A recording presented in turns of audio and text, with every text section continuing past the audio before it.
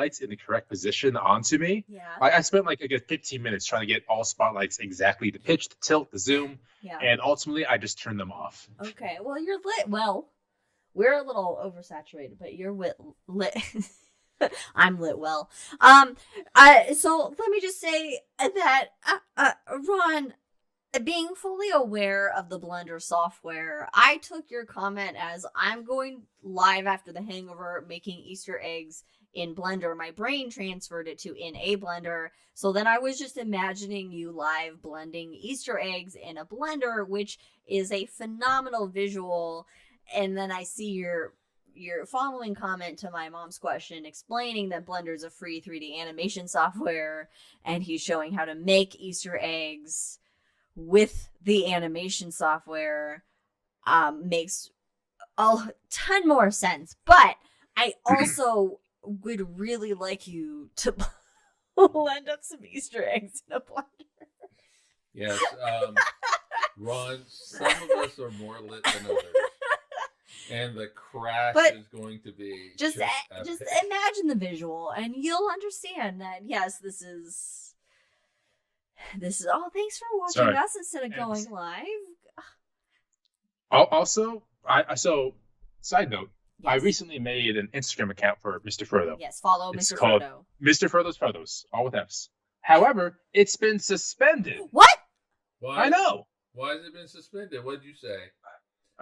Is it because Mr. Frodo kind of a thing that's like a copyright? My activity doesn't follow community standards. What if you're posting dog I pictures? don't know. So Oh I'm going to do that right now. Okay, you do that. I need 213. Because that's a worthy follow. He'll social media his dog, but won't do this podcast. Anyway, I don't know how to do the podcast. Oh my god, I've given you so many directions. I've given you the log. Okay, Jack's here. Jack, hey, Chosen Family Easter luncheon went longer than expected. No, he just came in. No, he did not. He was here in the actual episode. No, he just says he'll have to rewatch the show. I think if we go up in the chat, we'll see him. I'm not gonna scroll up. Anyway, we're back. Welcome. Hey, welcome. We didn't introduce. My account's been put back. Yay, we didn't introduce. Welcome to Cosmos to Cosmos. The Hangover. Where we talk about politics. The Hangover. No, I did have some questions. Okay. The Hangout. Okay, let's do it. Oh, wow. Mike just died, so now it's you and me, Liz, in the Hangout. I did that. Okay, so our main episode was about basically the structure of the universe. You know, I don't think a lot of people know, let alone think about that it's not just like our solar system that's in a galaxy, but the galaxy is in a cluster of galaxies that's in a super cluster of galaxies that's in this whole fucking cosmic is in a thing. Like, what are those little Russian dolls? It's a nesting dolls. Of shit. Well, yeah, but they have a name. Nesting dolls. Nesting dolls. Russian nesting dolls. Russian nesting dolls. Babushka dolls? No, that's just like an old Russian woman. That's the grandmamas. Yeah. No, it has a name. No, it's a Russian nesting doll. Nesting doll I'm sure it does in Russian. Yeah, I don't know what the vodka doll. I don't know. So then we started. Then at the end of the episode, it was a lot about. We had the Matroshka.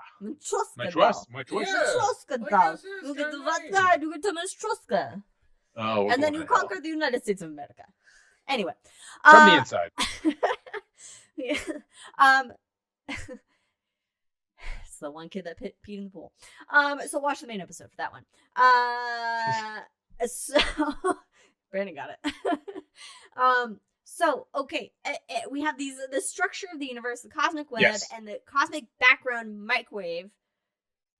Microwave CMB. Background CMB that basically shows this homogeneous.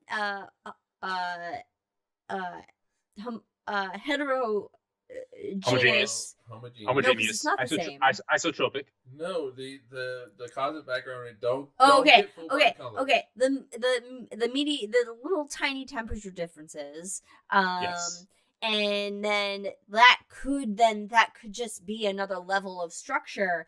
And then my question was, do we need to, like, we can't. Our brains are already melted. How many more questions do we need? Do we need to figure this out right now? Oh, do we need to know the multi-universe thing? Do we need to think about string theory? Like, I'm just saying, like, my brain's melted. What is the universe inside of? Larger, right? Like society. Yes. We need to figure this out, right? Not us in this podcast. No, we're not going to figure this out. But we don't have the degrees or math skills. Although I do want to point out there was a guy in the 80s named Doug Forsythe. Are you familiar with Doug Forsythe? No. So Doug Forsythe had the idea of how you get to the afterlife, and he made the proposition that it's based off a series of points. You do a good thing, you get plus points. You do a bad thing, you get minus points. And it turns out, if you get above a certain threshold, that's how you get into the good place. Watch The Good Place by Michael Schur. It's a good. I've watched the first season. Watch the rest. Or the first. I know it's really good. Yes, no. I'm sorry. My main. I'm trying to remember it after knowing I was gonna forget exactly what it was. That's but it was why I like, asked you to is start it asking. us saying things like string theory, which is obviously has no scientific proof behind it, so it's more of a philosophy Right. at this current stage of Right. development. Yeah, okay. Or multi-universe theory. Is this just like?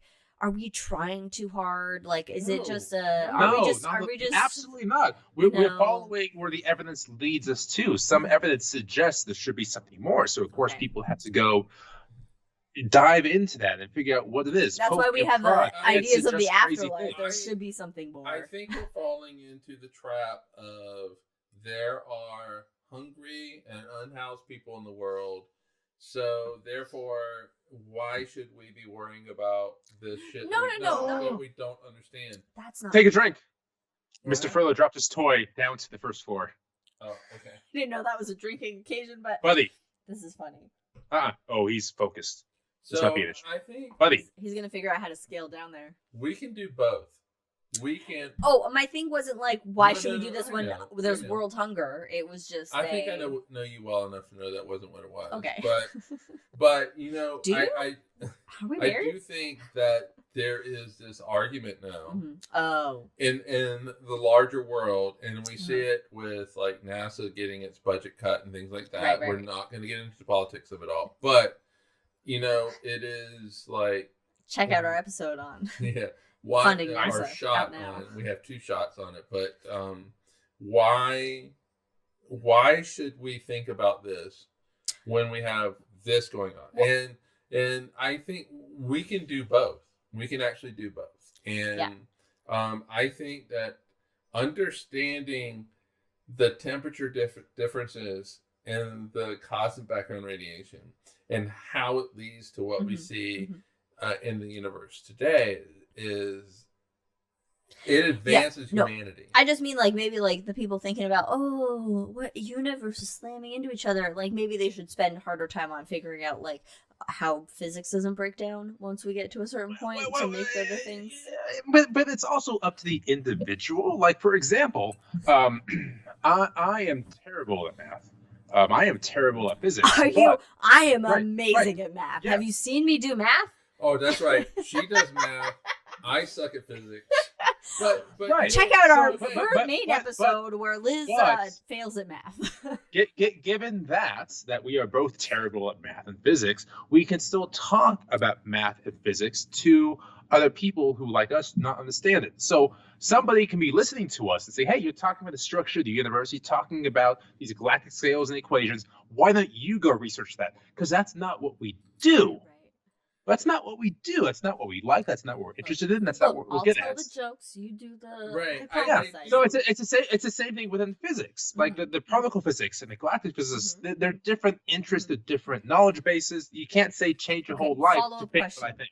Follow-up question. Hold on. I do want to say one thing. Okay. Because you mentioned physics breaking down. Yes. Okay. I do want to say. At 13, put the negative 32. Right. 10 Well, to the no, negative 32. No. whatever. I do want to say this. And physics does not break down. Our understanding of physics breaks down. Right. Oh. And I realize that that's a very subtle difference. It's a in the larger world, that is a very subtle difference. Because again, horse and buggy days, we don't know shit. No, we don't know shit. Yeah, Brandon, go ahead. I just had a conversation about this the other day. But do you think that we create math and physics, or we discover math? Oh, we discover. Completely. Same page. It is discovered. We don't make it. Liz, live that for a moment. What are your thought process I don't know. about That's that? an interesting thing. It's a very interesting but question. Do we create or discover? I would. Well, I agree. I think we create how we use it. Because if you but that's engineering. No. I'm just thinking about like if there happens to be down with the people's elbow. If there it's a fucking rock person. It's a WrestleMania today. Oh, okay. Wow. Anyway, that's why I'm here. Oh, that's right. No, I'm just thinking that. So, fuck. Don't let me lose it. Focus. Okay, so like an alien civilization, whatever light years away, would have different. They would maybe see it differently, or like, how do we know how they're doing? I guess their numbers would be different, but C is different. But fundamentally, whatever numbers they use, based what. Okay. But again, we only have this limited window of technology and. Right. And we're seeing things would that you say prove Einstein or prove these things. Would you say that we're the horse and buggy age? Yes. Oh, she said that a couple times. How do we know that, like, maybe, I don't know, at some point it's not breaking, I don't know. Like, I don't know. It's like, in the chat, there was a good moment. Do we discover or misunderstand? Yeah. That's a big question. Yes. How much of what we know do we not actually know? All right. Can I just say stuff? Yes. For a second? Absolutely not. Math is the language of the universe. It's the language of the universe, and says the math guy. Bias. Just like how we say things differently than, say, people in Italy or Germany or wherever. Ich liebe dich. But I love you too. but I'm just saying. Though it sounds like you're no, my only point, and I'm not saying you're wrong. You're definitely going to be right. No. My only my devil's advocate, which I'm not known for playing because I'm not good at arguing. Let's do it. Arguing, is we do not. We're saying all of this from our own earthbound human and life data point sample perspective that we maybe don't, and our the technology that we have so far, like that there's, we don't know. Right. Yeah, we're limited by our biology. Right. No. True. Okay. We're limited by the tools. We're limited by the tools. We are also, yes, I mean, the brain is a tool, but think about this. All right, so the Earth, let's just say, speaks English. I can pick another language. Let's say Italian. We have the translators, the universal translators. There's a great book series I can just have to. Yeah, it's called math. How we describe like something in math is like this is how we write down math in our language. You said the Earth speaks English, right? So I'm saying we have universal translators. Let's make it something Alpha else. Centauri has a planet, approximately whatever one of those fucking stars. One of them, yeah. And there's planets everywhere. Let's say they have life there. Oh, whatever that. That one with the biosignature detected. K218b. 100 and something light years away, or whatever. Topic of the next episode. Yes, high in the sky. It will be in the K218b is a planet that James Webb looked at. It has biomarkers. Mm-hmm. Some of those biomarkers could be explained without life, and so whatever. Look it up. It's online. Look it up. Anyway, let's say that there is life there, intelligent life. Oh, that's a stretch. I thought. Yeah, and so they come up with their version of calculus and stuff like that. It still is the language of the universe. And even though we use different, squiggly lines and things like that, it's still, the two are still, you can translate one from the other. It's like translating English to Italian or to Spanish or whatever. Yeah, but sometimes we make those say what we want. How do we know? How do we know? Federico's with us. Hey, is that your BP? Hey. How do we know we're not just like in our echo chamber of our own science? Hey, you know what? Okay, But and that's a the real point. thing. That's Yeah. a real thing. That is a real thing. People Like creationists? Well, that's not science. No, I will say there are scientists that do the same thing. It is not just creationists that live in an echo chamber. The thing is, and we have said this many times. Brandon's excited. Mike's on the line. I'll follow him. Okay. We have said this many times that there's a certain age that you hit that you are more likely to fundamentally change whatever field you're in. And it's something like 30.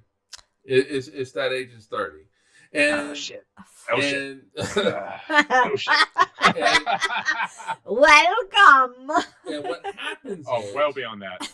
and what happens is you get up to, you are malleable. Up to the age of 30, you're malleable to coming up with new ideas. And then and then you get to a point where you get start more to believe Republican. your shit. No, that's not true anymore. Is that why? Like, what's the average age that the Nobel laureate comes up with their idea? Comes up with their principle, like 27, 26. Makes sense. Yeah. I mean, your brain is 25 is when your brain's like, hey, I can figure shit out now. Right, but no, it's like the age of 28, you are willing to accept where it takes you. Yeah. And then you pass 28. Yeah, because your body 30. starts hurting, and you're Yes. like, I don't have the energy for this shit.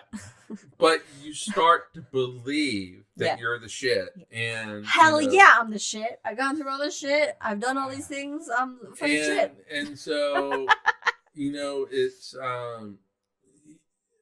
yeah. And The problem is that just as humans, we don't have the energy by this point to care. So we're like, we're just in it for what we're in. I think they all care. It's just that what happens is it's like it's like the older generation concrete that setting. listens to Fox News, quote unquote news, and they think that is the reality. And so what happens is that these scientists they see the data and they look through it with rose-colored glasses, Einstein? and they try to make that data fit into their paradigm. Einstein, his greatest wonder, But he was stuck in his own shit. Yeah, but at the same exactly. but That's at the same time, like, as you become more knowledgeable, like, you accept that the ideas you had no longer pertain to the universe. Well, and let me can you backtrack for a second? Yeah, you had. So yes, you are set in your way in one respect, but also you're knowledgeable to understand your own ignorance. Like, you don't understand your ignorance when you're 25. You think you know everything, right? So true. And 35, 45, you understand. It turns out you don't know shit. But somehow the ideas that you're having are still obtained in your 20s, in that decade.